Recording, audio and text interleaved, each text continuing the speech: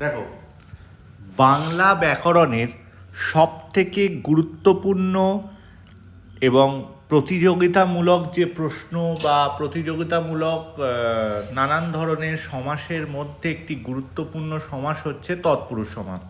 তৎপুরুষ সমাসের সংজ্ঞা, বৈশিষ্ট্য ও প্রকারভেদ সম্পর্কে আজকে আলোচনা করব। প্রথমে আসি আমরা তৎপুরুষ সমাস। তো তৎপুরুষ সমাসের প্রধান যে ভাগগুলো বুঝতে গেলে যে তৎপুরুষ সমাস কী বা কাকে বলে এটা জানতে হবে। কি না, সমাসের ক্ষেত্রে আমরা পদ সম্পর্কে জেনেছি কি না, পূর্বপদ আর পরপদ, পূর্ব আর পর। আচ্ছা, তা এই যে পূর্বপদ আর পরপদ, প্রত্যেকটা পদেরই কোনো না কোনো পদের কোনো পূর্ব বা পর কোনো পদেরই প্রধান কিছু একটা দেখিয়েছে। তো এক্ষেত্রেও তৎপুরুষ সমাসেরও কোনো একটা পদ প্রধান রয়েছে।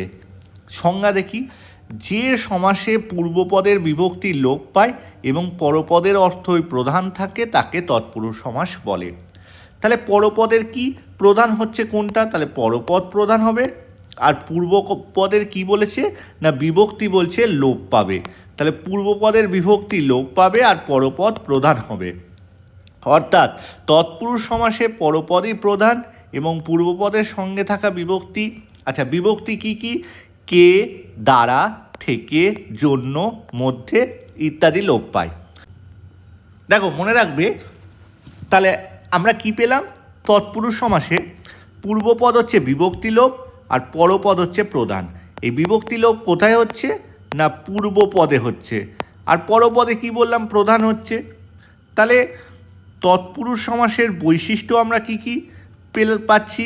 পূর্বপদের বিভক্তি লোপ পাচ্ছে, পরপদের অর্থ প্রধান হচ্ছে, আর সমাসবদ্ধ পদ এক পদে পরিণত হচ্ছে।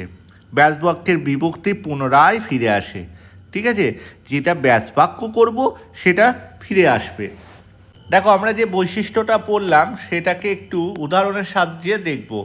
লিখলাম শত্রুকে জয়। এটা দেখো, সমসমান পদগুলো একবারে ভেঙে আমি লিখছি যে শত্রু মানে পূর্বপদ পরপদ রয়েছে। পূর্বপদ হচ্ছে শত্রু আর জয় হচ্ছে পরপদ। এক্ষেত্রে আমরা যদি সমাসবদ্ধ পদে পরিণত করি কি হবে? শত্রু জয়। ঠিক আছে, এই যে কে, এই কে বিভক্তি কি হচ্ছে, এক্ষেত্রে গিয়ে লোপ পেয়ে যাচ্ছে। তাহলে দেখো, পূর্বপদের বিভক্তি, তাহলে পূর্বপদের সাথে কে যেটা যোগ আছে সেটা কি এক্ষেত্রে লোপ পেল। পরপদের অর্থ মানে পরপদের অর্থ কি হচ্ছে? প্রধান হচ্ছে। কি করে না, দেখো শত্রুকে জয়, তাহলে শত্রুকে আমি জয় করছি, জয়টাই আমার এই ক্ষেত্রে প্রধান হচ্ছে। সমাসবদ্ধ পদ এক পদে পরিণত হচ্ছে, এটা ধরো সমাসবদ্ধ পদ, সেটা কি হচ্ছে এখানে এক পদে পরিণত হচ্ছে। এবং শেষ হচ্ছে ব্যাসবাক্যের বিভক্তি পুনরায় ফিরে, ব্যাসবাক্যে বিভক্তি পুনরায় ফিরে আসে। যখন আমরা শত্রু জয় লিখছি সেটা যদি আমি ব্যাসবাক্যে পরিণত করি তখন কি হচ্ছে? ধরো লিখলাম শত্রু জয় তোমাদের পরীক্ষায় দিয়েছে, তোমাকে ব্যাসবাক্যে ভাঙতে বলছে, তখন কি হচ্ছে না, তুমি লিখছো শত্রুকে জয়। ঠিক আছে, এইটা লেখার সময় কি হলো? বিভক্তিটা আবার ফিরে এলো। সেটাই এখানে বলেছে যে ব্যাসবাক্যে বিভক্তি পুনরায় ফিরে আসে। এবার দেখো, আমরা তৎপুরুষ সমাসের যে প্রকার, সেই প্রকার নিয়ে আমরা এবার আলোচনা করব। এক্ষেত্রে দেখো, তৎপুরুষ সমাসের করতে গেলে কারক সম্পর্কে একটু ধারণা থাকতে হবে। কারক আমরা এর আগের যে ভিডিওগুলোই করেছিলাম, কারক কি, কারকের প্রকারগুলো করেছি, সেই কারকের প্রকারের সঙ্গে তৎপুরুষ সমাসের একটু যোগ আছে, মেলবন্ধন আছে। কীরকম না, প্রথম দেখো আমরা জানি কর্মকারক, সেই হিসাবে কর্ম তৎপুরুষ রূপে আমরা কি দেখব? যেখানে কর্মকারকের বিভক্তি লোপ পায় তাকে কর্মতৎপুরুষ বলে। যেমন কি বিভক্তি লোপ পায়? আমরা জানি কর্মকারকের কে বিভক্তি যোগ হয়, তাহলে কর্মে কে লোপ পায়। কীভাবে? দেখো, এক্ষুনি যে উদাহরণটা করালাম সেই উদাহরণটাই আমি এখানে লিখেছি। কি না, শত্রু জয়, তাহলে কে বিভক্তি দেখো এক্ষেত্রে গিয়ে কি হলো? লোপ পেয়ে গেল। তারপরে কি আসছে? করণ তৎপুরুষ। করণ তৎপুরুষের কি হবে? সংজ্ঞায় দেখি, যেখানে করণকারকের বিভক্তি লোপ পায় তাকে করণ তৎপুরুষ বলে। দেখো কিভাবে না, বিভক্তি হচ্ছে দ্বারা, দিয়ে, এগুলো হচ্ছে বিভক্তি। দেখো আমি উদাহরণ দিয়ে ব্যাপারটা বোঝাই। হস্তলিখিত, ঠিক আছে। এই হস্তলিখিত, তাহলে দেখো হাতে লিখিত, দেখো এই ক্ষেত্রে আমার হাতে লিখিত আছে, দ্বারা দিয়াটা উজ্জ্ব আছে, কি না ধরো এই উদাহরণটা দিল, তাহলে আমি এখানে কি লিখব, হাতের দ্বারা লিখিত, হাতের দ্বারা লিখিত। তাহলে যখন এই যে দ্বারা উচ্চ হয়ে যাবে, থাকবে না, যখন আমি সমাসবদ্ধ পদে রূপান্তরিত করব, হস্তলিখিত ওই দ্বারা কি রইল না, তাহলে কি হলো, দ্বারা দিয়ে থাকলে করণ কারক হয়, এটা আমরা জানি। তাহলে করণ তৎপুরুষে কি হয়ে গেল না, এক্ষেত্রে দ্বারাটা উঠে গেল, দিয়ে শুধু হস্তলিখিত হলো। আর যদি তোমায় ব্যাসবাক্যে ভাঙতে দেয় তখন কি লিখতে হবে, হাতের দ্বারা লিখিত। শোকাকুল, শোকের দ্বারা আকুল। তীরবিদ্ধ, তীরের দ্বারা বিদ্ধ। এরপর আসছি আমরা সম্প্রদান তৎপুরুষ। আমরা জানি নিমিত্ত বা সম্প্রদান, হ্যাঁ, নিমিত্ত তো সম্প্রদানে কি আছে, যেখানে সম্প্রদান কারকের বিভক্তি লোপ পায় তাকে সম্প্রদান তৎপুরুষ বলে। যেমন এর ক্ষেত্রে বিভক্তি কি কি, জন্য আর উদ্দেশ্য। উদাহরণ কি, দেশ সেবা, সেম এক জিনিস, দেশের জন্য সেবা। গুরু দক্ষিণা, গুরুর জন্য দক্ষিণা। অতিথি সেবা, অতিথির জন্য সেবা। দেখো এই দিকগুলোকে একটু ফলো করো, জন্য প্রত্যেকটাতে যোগ আছে, কি, দেশের জন্য সেবা, গুরুর জন্য দক্ষিণা, অতিথির জন্য সেবা। এই জন্যগুলো কি এখানে থাকছে, জন্যগুলো উঠে যাচ্ছে, কি না, দেশের জন্য সেবা কি হয়ে যাচ্ছে, দেশ সেবা। তাহলে দেখো এক্ষেত্রে কি বলেছে, যেখানে সম্প্রদান কারকের বিভক্তি লোপ পায়, দেখো সম্প্রদান কারকের যে বিভক্তি জন্য বা উদ্দেশ্য এটা লোপ পেলো, তাহলে দেশ সেবা, গুরু দক্ষিণা, অতিথি সেবা, এই যেগুলো আমরা ইউজ করি সেইখানে জন্য কথাটা ভাঙলে আমরা পাচ্ছি, কিন্তু সমাসবদ্ধ রূপে দেখলে সেটা থাকছে না। আচ্ছা, এরপরে আমরা কি দেখব না, অপাদান তৎপুরুষ। অপাদান তৎপুরুষ কি জানি, যেখানে অপাদান কারকের বিভক্তি লোপ পায় তাকে অপাদান তৎপুরুষ, যেমন থেকে, হতে, এগুলো। উদাহরণ কি, দেশ থেকে ত্যাগ, দেশ ত্যাগ। গৃহ হতে চ্যুত, গৃহচ্যুত। স্বর্গ হতে পতিত, স্বর্গপতিত। এগুলো হচ্ছে অপাদান তৎপুরুষ। তারপর কি পাচ্ছি আমরা, অধিকরণ তৎপুরুষ। সেম একই জিনিস, অধিকরণ তৎপুরুষে যেখানে অধিকরণ কারকের বিভক্তি লোপ পায়, বিভক্তি কি, এতে, মধ্যে। উদাহরণ কি, গৃহবাস, দেখো এক্ষেত্রেও তাই, গৃহে বাস, হ্যাঁ, গৃহে, গৃহে মানে কি পাচ্ছি, গৃহ যুক্ত এ, এই যে এটা বিভক্তি, এই এ বিভক্তি এক্ষেত্রে গিয়ে দেখো লোপ পেয়ে গেল। বনবাস, বনে বাস, দেখো এক্ষেত্রেও এ লোপ পেল। আমরা এবার সম্বন্ধ তৎপুরুষ নিয়ে আলোচনা করব। দেখো সম্বন্ধ তৎপুরুষের নিয়ম দেখি। সংজ্ঞা, যেখানে সম্বন্ধ কারকের বিভক্তি র বা এর লোপ পায় তাকে সম্বন্ধ তৎপুরুষ বলে। উদাহরণ দেখো বুঝতে পারে, ধরো রাজার পুত্র, দেখো এখানে এর কিভাবে ভাঙি আমি, রাজার শব্দ ভাঙলে কী পাই, রাজা যুক্ত এর, এই যে এর বিভক্তি লোপ পেয়ে কী হয়ে গেল, রাজপুত্র। গঙ্গার জল, গঙ্গা জল। বিদ্যার আলোয়, বিদ্যালয়। চন্দ্রের আলো, চন্দ্রালোক। তাহলে এর বা র বিভক্তি যখনই থাকবে তখনই ধরে নেবে কি, এটা সম্বন্ধ তৎপুরুষ, ঠিক আছে। এবং যদি রাজপুত্র, গঙ্গাজল, বিদ্যালয় এগুলোও দেয়, যদি ভাঙতে দেয় তাহলে বিদ্যার আলোয় র বা এর যোগ হয়। আমরা এতক্ষণ যেগুলো পড়ালাম সেটা একটু সহজে মনে রাখার কয়েকটা কৌশল আমরা দেখে নিই। দেখো, প্রকার, বিভক্তি মনে রাখার সূত্র। প্রকার কি কি প্রকার পেলাম, কর্ম, করণ, সম্প্রদান, অপাদান, অধিকরণ, সম্বন্ধ। এবার দেখো বিভক্তি কি কি থাকে, কর্মে আমরা জানি কে, করণে কি, দ্বারা দিয়ে, সম্প্রদানের জন্য, অপাদানের থেকে, হতে, অধিকরণে এ আর তে, সম্বন্ধে র বা এর। কিভাবে ধরবে মনে রাখার সূত্র, যখন প্রশ্ন করবে কাকে দিয়ে তাহলে কে, কি দ্বারা তখন দেখবে করণ, কার জন্য সম্প্রদান, কোথা থেকে অপাদান, কোথায় অধিকরণ, আর কার হচ্ছে সম্বন্ধ। রাজার, কার পুত্র? রাজার পুত্র।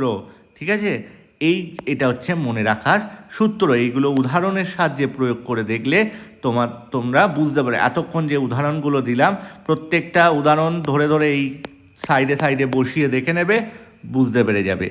দেখো, এই এতক্ষণ যে কটা পড়ালাম সেই কটা হচ্ছে কারকের সঙ্গে তৎপুরুষ সমাসের যে লিঙ্ক রয়েছে সেইগুলো পড়ালাম। এই 6টা বাদ দিয়ে যে 4টে তৎপুরুষ সমাস আরও রয়েছে, ভাগ রয়েছে তৎপুরুষ সমাসের, সেইগুলো নিয়ে এবার আমরা আলোচনা করব। প্রথম আমরা আসছি নং তৎপুরুষ সমাস। তার সংজ্ঞা দেখি। যে তৎপুরুষ সমাসে দন্তের ন বা না বা অ বা অন বা নির বা দূর ইত্যাদি নঙর্থক নিষেধ বা অভাবসূচক উপসর্গ পূর্বপদে যুক্ত হয়ে পরপদের অর্থকে অস্বীকার বা নাকচ করে তাকে নং তৎপুরুষ সমাস বলে। আচ্ছা, এর বৈশিষ্ট্য কী কী পায়? পূর্বপদে নঙর্থক উপসর্গ থাকে, পরপদ প্রধান থাকে। দেখো, তৎপুরুষ সমাস মানেই পরপদ প্রধান, এটা আবার নতুন করে বলার কিছু নেই। তাহলে পূর্বপদটাই সবসময় এদিক ওদিক হয়। এতক্ষণ যে 6টা পড়ালাম সেটাই বিভক্তি লোপ পাচ্ছে। এক্ষেত্রে কী হবে? নঙর্থক উপসর্গ থাকবে, অভাব, অস্বীকৃত বা নিষেধ অর্থ প্রকাশ করবে। এবার একবারে আমরা উদাহরণে চলে আসি। দেখো, উদাহরণ হচ্ছে অসত্য। অসত্য কী হবে? না সত্য। অশান্ত কী হবে? না শান্ত। নির্দোষ কী হবে? দোষ নেই যার। দুর্নাম কী হবে? মন্দ নাম। অনুপস্থিত উপস্থিত নয়। ঠিক আছে, দেখো প্রত্যেকটাই কিভাবে বুঝবে। দেখো, আমি এতক্ষণ কি বললাম? অনু, এইগুলো না কথাটা নিষেধ, দুর্নাম, এই যে না কথা, অশান্ত, অসত্য, এইগুলো সমস্ত নিষেধ বোঝাচ্ছে, না বোঝাচ্ছে। ঠিক আছে, নেগেটিভ থাকবে। এক কথা হচ্ছে নেগেটিভ কথাগুলো বোঝালে সেইগুলো সবসময় সমাসের ক্ষেত্রে তোমাদের ধরে নিতে হবে এইটা নং তৎপুরুষ। তারপর কি আসছি আমরা? এরপর যে পড়ব হচ্ছে ক্রিয়া বিশেষণের তৎপুরুষ। 2 নম্বরে দেখো, ক্রিয়া বিশেষণের তৎপুরুষ কাকে বলে? যে তৎপুরুষ সমাসে পূর্বপদটি ক্রিয়ার বিশেষণ হিসাবে ব্যবহৃত হয় এবং পরপদের সঙ্গে মিলিত হয়ে একটি সমাসবদ্ধ পদ গঠন করে, তাকে ক্রিয়া বিশেষণের তৎপুরুষ বলে। আচ্ছা, বৈশিষ্ট্য: পূর্বপদের ক্রিয়ার ধরন, সময়, পরিমাণ এবং রীতি নির্দেশ করবে পূর্বপদে। আর অবশ্যই পরপদ প্রধান থাকবে তৎপুরুষ সমাসে, এটাই বৈশিষ্ট্য। যেমন যথাসম্ভব, যতটা সম্ভব। যথাশীঘ্র, যত শীঘ্র সম্ভব। দেখো কি বললাম? ক্রিয়ার ধরন বুঝতে হবে, সময় বুঝতে হবে, পরিমাণ। এগুলো যথাশীঘ্র, যথাশীঘ্র সম্ভব নয়, এটা ক্রিয়ার ধরন। তার সময়টা তাড়াতাড়ি যাবে না আসবে, সেটা তার যথারীতি, যথাক্রমে, যথা সময়ে। দেখো প্রত্যেকটাই, দেখো এক্ষেত্রে যখনই এই ধরনের যথা দিয়ে থাকবে একটু বুঝে নেওয়ার চেষ্টা করো। দেখো যথা, এই সূত্র, এইগুলো যথা দিয়ে যখনই শুরু থাকবে তখনই তোমরা ধরে নেবে এইটা ক্রিয়া বিশেষণের তৎপুরুষ। এরপর আমরা আসছি উপপদ তৎপুরুষ। যে তৎপুরুষ সমাসে কোনো উপপদের সঙ্গে ধাতু থেকে গঠিত কৃতান্ত নয়, এটা কৃদন্ত, কৃদন্ত পদ, যেমন কৃত, গত, য, দ ইত্যাদি যুক্ত হয়ে সমাসবদ্ধ পদ সৃষ্টি করে, তাকে উপপদ তৎপুরুষ বলে। বৈশিষ্ট্য কি? একটি উপপদ থাকে। পরপদ সাধারণত ধাতু থেকে একটি কৃতান্ত শব্দ সমাসের পরপদেই প্রধান হয়। দেখো পূর্বপদে কী হবে? কৃতান্ত। উদাহরণ হিসাবে আমরা দেখি, তারপরে আরও ব্যাপারটা বুঝিয়ে দিচ্ছি। কুম্ভকার, কুম্ভ করে যে। কুম্ভকার কি বলছে? কুম্ভ করে যে, গ্রামবাসী, গ্রামে বাস করে যে। জলজ, জলে জন্মায় যা। পথচারী, পথে চলে যে। গৃহস্থ, গৃহে থাকে যে। ঠিক আছে, এইগুলো হচ্ছে এখানে। দেখো কুম্ভ করে যে, কুম্ভ করে যে। গ্রামবাসী কি হচ্ছে? গ্রামে বাস করে যে। ঠিক আছে, জলজ, জলে জন্মায় যে, যা। পথচারী, পথে চলে যে। দেখো এগুলো প্রত্যেকটা এক্ষেত্রে কৃদন্ত পদ এবং পরপদ প্রধান হচ্ছে। আর প্রত্যেকটা দেখো প্রথমে উপপদ একটা থাকছে, সেই হিসাবে এক্ষেত্রে কি হলো? আমরা পেলাম এখানে উপপদ তৎপুরুষ এক্ষেত্রে হলো। একটি উপপদ থাকছে, আর পরপদ সাধারণত ধাতু থেকে গঠিত একটা কৃদন্ত শব্দ হচ্ছে। এই পরপদ প্রধান হচ্ছে ঠিক কথায়, কুম্ভ করে যে, এই বাস করা কৃদন্ত ধাতু, জন্মায় যা, চলে যে, একটা ধাতু বোঝায়, ঠিক আছে, চল ধাতু। হ্যাঁ, এই ধাতুর সঙ্গে এই গ্রাম বাস করে যে, এদের গ্রামের সঙ্গে বাস করে যে এই ধাতু, কৃদন্ত ধাতু গ্রামের সাথে মিশে কী হয়ে যায়, গ্রামবাসী। জলে জন্মায় যায়, পথ চলে যে, দেখো পথ এক্ষেত্রে পথ আর চল, এই যে ধাতু, ঠিক আছে, মিশে হচ্ছে পথচারী তৈরি করলো, পথ আর চল ধাতু। তাহলে এইটা হচ্ছে কৃদন্ত শব্দ, আর এটা হচ্ছে কি, পথ হচ্ছে, আমরা জানি পথ এমনি পূর্বপদ হিসাবে ব্যবহৃত হচ্ছে এখানে, আর এটা পরপদ হচ্ছে ধাতু। তাহলে মিক্সড হয়ে তৈরি হলো পথচারী। আচ্ছা, এরপর লাস্ট আসছি আমরা ব্যাপ্তি তৎপুরুষ। ব্যাপ্তি তৎপুরুষ কি, অনেকটা জায়গা জুড়ে, ব্যাপ্তি অনেকটা জায়গা জুড়ে বোঝাবে। যে তৎপুরুষ সমাসের সময়, দূরত্ব, পরিমাণ বা বিস্তৃতি বোঝায় তাকে ব্যাপ্তি তৎপুরুষ বলে। যেমন সময়, স্থান বা পরিমাণের ব্যাপ্তি প্রকাশ করবে, অনেকটা বোঝাবে। পরপদের অর্থ প্রদান হবে। দেখো উদাহরণ দেখলেই বুঝে যাবে। যদি বলে সারাদিন, দেখো এক্ষেত্রে একটা সুবিধা কি, ব্যাপ্তি তৎপুরুষে যা এদিকে স্টার্ট হচ্ছে সেই দিকেই পূর্বপদ পরপদ একই থেকে যাচ্ছে। সারা রাত, সারা বছর। এবার যদি দেয় আজীবন পর্যন্ত, মুহূর্তকাল, পরিমাণকাল, এগুলো একটু বুঝে লিখলেই হবে। সারা রাত যদি তুমি লেখো রাত পর্যন্ত, কোনো অসুবিধা নেই, এইভাবেও লিখতে পারো, রাত পর্যন্ত, ঠিক আছে।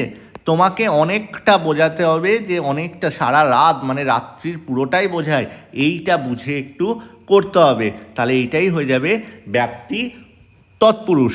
আচ্ছা, এবার আমরা আসছি এক্ষেত্রে সহজে মনে রাখার কিছু কৌশল, যেগুলো আমরা এই চারটে পড়ালাম সেখান থেকে। কীরকম দেখো, নং তৎপুরুষ প্রথমে পড়ালাম, কি নং তৎপুরুষ কি থাকবে বললাম, অভাব আর নিষেধ, অসত্য, নির্দোষ, এগুলো। ক্রিয়া বিশেষণের তৎপুরুষ কি বললাম, ক্রিয়ার রীতি বা ধরনটাকে বুঝতে হবে, যেমন যথাশীঘ্র, যথারীতি। উপপদ তৎপুরুষ কি বললাম, উপপদ প্লাস কৃতন্ত পদ, ঠিক আছে।